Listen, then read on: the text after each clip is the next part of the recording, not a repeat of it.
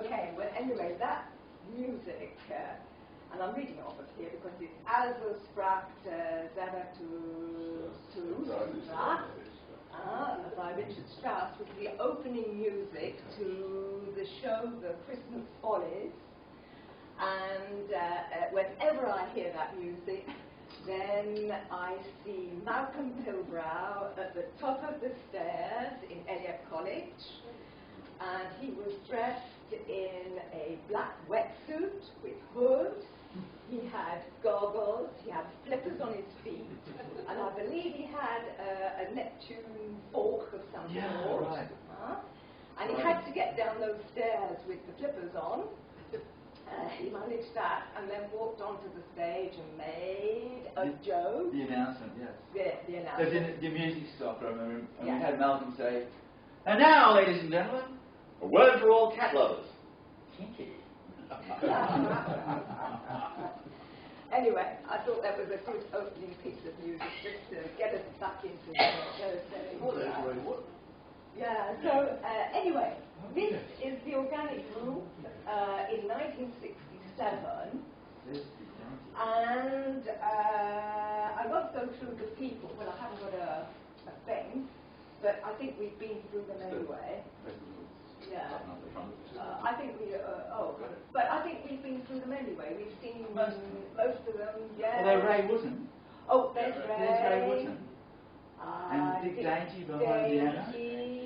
Yeah. And Al Spencer, we didn't mention his right. over there. Al Spencer. He went to Australia. Yeah.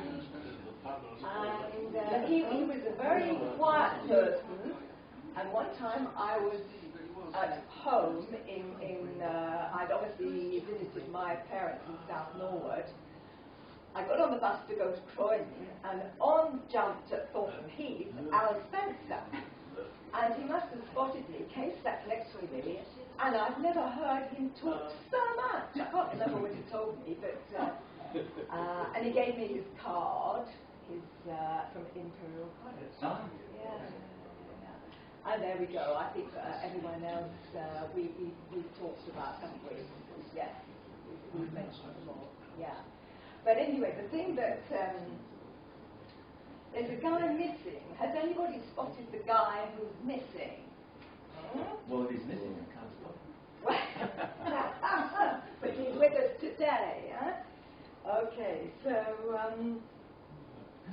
I noticed first of all, hold on. I noticed first of all that a lot of us wore name tags.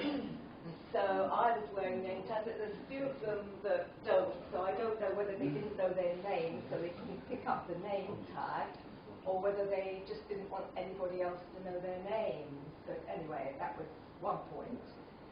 And then the conspicuous guy who's missing is Tony Addison. Okay? And before... Well, no, the reason was that I was back on the orchard in the autumn of 1957. I didn't arrive. No. But before I knew why you didn't arrive, I'd already put it down to having missed putting the alarm clock on in Australia to catch your plane, and joining this rendezvous. And that photo was taken in Diana's lab, if I remember rightly. Yeah. And as I looked at the photo, I realised there was another observation. I counted there 2 people with beards. That was Ray Wootton and Dave Fitz. And then, over the 3 years, beards came and went, to blink of an eye. So, page down. I got a special postgrad duty that was given to me. And, so, I got that special duty those days because on my CV I had been cutting beards for quite some years with a boyfriend I had before, so they thought I was okay with the scissors. So that was my first project. Raised. The pay wasn't great. The pay wasn't great. And as you can see, This is in my desk area, and the space wasn't very large, so you don't see beard trimmers, doing the gymnastics that I had to do to get to the beard. And here we go. And obviously, this trimming went on and on and on.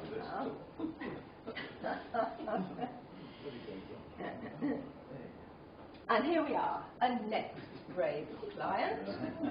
And here Tony subjected his beard to my scissors, but he wouldn't let me cut his hair. That was sacrilege. He's kind of blissed out. Yeah. This is not a serious presentation, okay? These are just my memories, and by the way, the photos that I'm taking, that I'm using, most of them come from Tony, because you passed over the years several to me. I was the one who had the camera, actually. You were the only guy having the camera and actually taking photos. Yeah. Okay. Now, yeah. This I remember so well in 1968. These are all my own personal memories.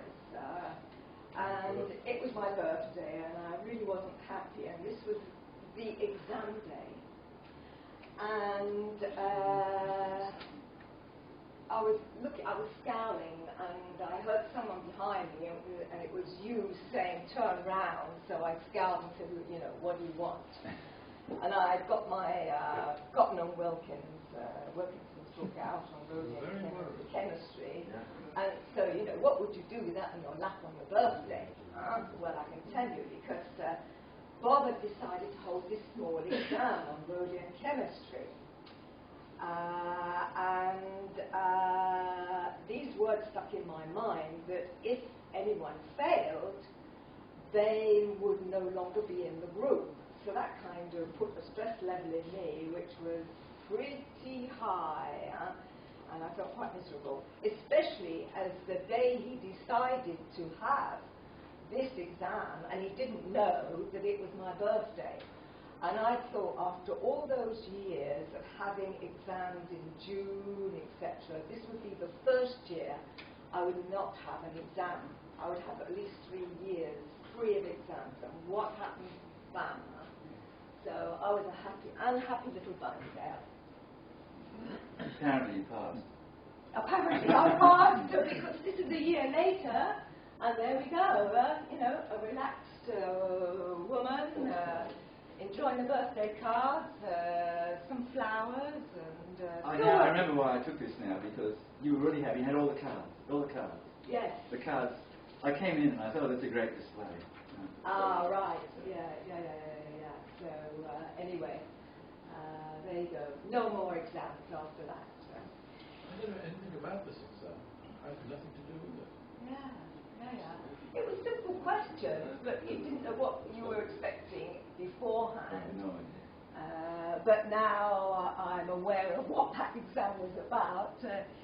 I needn't have worried. Anyhow. And then I've got no photos to illustrate these points, but I do remember so well how Bob used to pop in very regularly into the inorganic lab. He would walk round, he would talk to everybody. He always seemed fascinated by the fact that I was preparing regularly these rhodium complexes with pyridine and chlorine, and the acid adapt complexes, beautiful yellow crystals, and every time he went on, and he got very excited about all those complexes. Anyhow, and what was I going to say? Yeah. And then, I wanted to sort of, I got a lot of tips during all that lab work, especially from Brian, who helped me and gave me great tips about how to deuterate this complex correctly, and also to Alan, who took time for teaching me how to master the Raman spectroscopy, the new spectrometer. And then another memory I had was to do with computers in the 1960s. And I remember so well at the end of the work with the Raman spectrometer, I had the necessary information to start start punching out all those cards in the computer department to be able to have this computer calculate through the formulation that needs to be to be able to have the resonance, how should I say, the resonance frequencies. The end result was to get the resonance frequencies of this acid adduct complex to be able to see this special hydrogen, four-bonded hydrogen. Sorry, since I've come to the UK, I've got a cough, I've got a sore throat, I've got everything. And that took so long. I would wait a week to get the result back, and I don't remember how many times on getting the result back it was failure, and I had to type it in again. I think, Alan, in the end, you typed it out for me because time was really moving on. Another memory was Malcolm's burning hand. I'd just come into the lab, and there he was with this burning hand. I don't remember what he threw over it, but he had this burning hand that he was rushing to the sink with.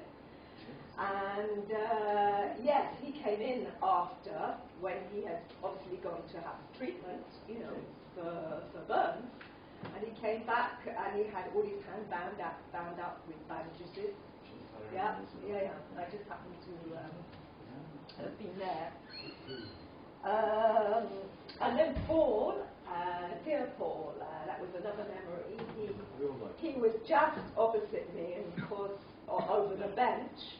And of course, I remember so well his total shock and concern about the bad language he was hearing in the lab. And of course, some of it came from me, and you know, women shouldn't be using bad languages in those days, but he really told me off on several occasions. It wasn't like in Manchester. X-words, when something really went wrong. He was absolutely mortified by women swearing. At least I didn't bloody swear and all that.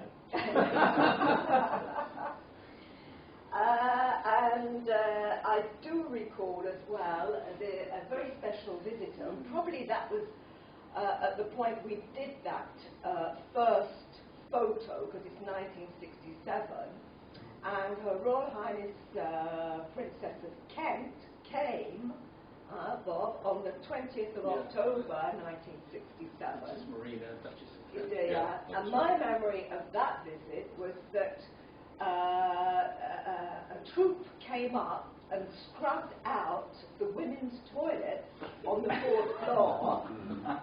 And I was horrified because me and Diana, we'd made such a mess, you know. Obviously, they needed all that, you know, this group coming in to, yeah.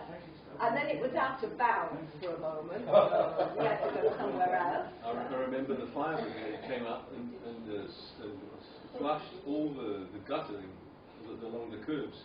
The whole university road system, they took their fire hoses. It was amazing. Flushed everything off. Yeah. Prince Philip complains about wherever he goes, it's been freshly painted. Only the bits you can see. Yeah. And what really got me at the end was that after this visit, I learned that she never ever came up to the 4th floor. So all that was just for nothing. We all learned to say "Mom." Well, yes,